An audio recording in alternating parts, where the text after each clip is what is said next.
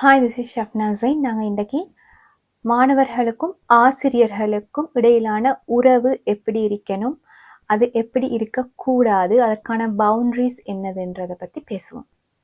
ஆரம்ப காலங்களில் சொல்லப்பட்ட விஷயம்தான் டீச்சர்ஸ் ஸ்டூடெண்ட்ஸோட நல்ல ஃப்ரெண்டாக பழகக்கூடிய ஒரு நிலை இருக்கணும். அப்படி இருந்தால் தான் ஸ்டூடெண்ட்ஸும் தண்ட நடவடிக்கைகள்லையோ சரி, அவங்களோட பர்சனல் விஷயங்களையும் சரி நல்ல முறையில் அவங்களோட ஷேர் பண்ணி ஒரு நல்ல பாண்டிங் ஏற்படுத்தி படிப்பில் ஆர்வமுள்ள மாணவர்களாக அவங்களுக்கு மாற்ற முடியும் என்ற ஒரு மைண்ட் செட் இருந்துச்சு.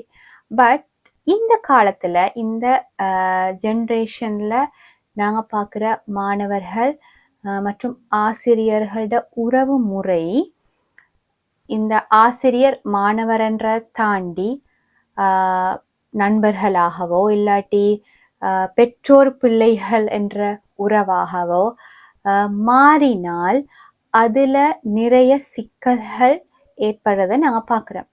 உதாரணமாக, லேடி டீச்சரோட ஒரு ஒரு ஆண் மாணவன் ஃப்ரெண்டாக பழகுறதாக வச்சுக்கொள்வோம்.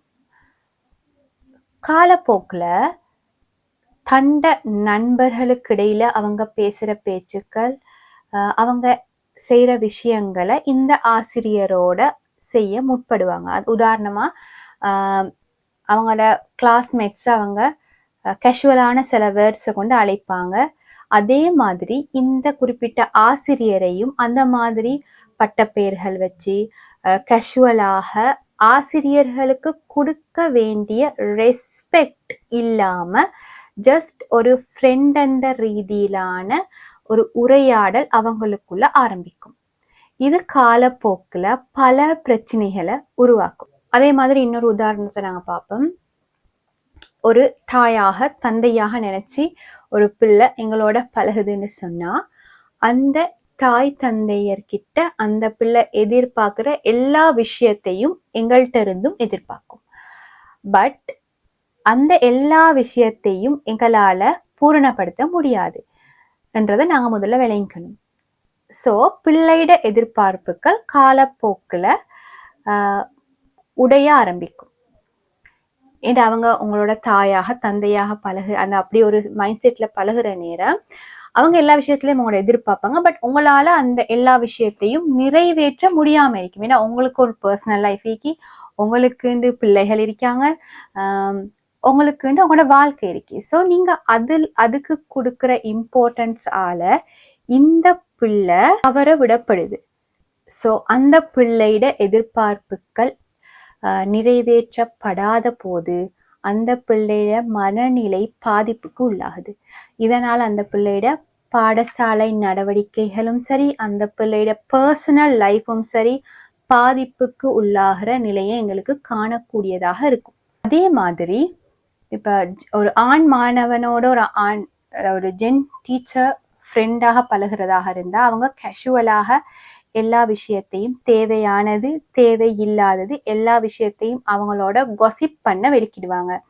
இப்படியான சந்தர்ப்பங்கள் ஏற்படுற போது அந்த பிள்ளைக்கு டீச்சருக்கு கொடுக்க வேண்டிய ரெஸ்பெக்ட் காலப்போக்கில் மறந்துடும். ஸோ அந்த குறிப்பிட்ட ஆசிரியரோட அவர் எப்படி பழகினாரோ அதே மாதிரி மற்ற ஆசிரியர்களோடையும் பழகவும் கதைக்கவும் ஆரம்பிப்பார். இந்த மாதிரியான சிச்சுவேஷன் அடுத்த ஆசிரியர்களுக்கு சிக்கலை உருவாக்கும். ஸோ இதில் ஒட்டுமொத்தமாக நாங்கள் யோசித்து பார்க்குற நேரம், நாங்கள் எங்களோட மாணவர்களோட பழகுற நேரம் கட்டாயம் ஒரு ப்ரொஃபஷனல் ரிலேஷன்ஷிப்பை தான் நாங்கள் மெயின்டைன் பண்ண வேணும். இல்லாட்டி அது எங்களோட ரெஸ்பெக்டையும் இல்லாமாக்கி எங்களோட வேலை செய்கிற மற்ற சக ஆசிரியர்களோட ரெஸ்பெக்டையும் இல்லாமாக்கி கொள்ளக்கூடிய ஒரு சிச்சுவேஷன் உருவாகும்ன்றதுல எந்த சந்தேகமும் இல்லை. ஸோ கட்டாயம் நாங்கள் இந்த விஷயத்தை கன்சிடர் பண்ணி மாணவர்களோட பழகுற நேரங்களை கொஞ்சம் பவுண்ட்ரிஸை உருவாக்கி ஒரு ஆசிரியராக மட்டும் மாணவர்களோட பழகினா எங்களுக்கும் நல்ல, மாணவர்களுக்கும் அது நலவாகத்தான் காணப்படும். இந்த வீடியோ பிரயோசனமாக இருந்திருக்கும் என்று நம்புகிறேன். Thank you so much.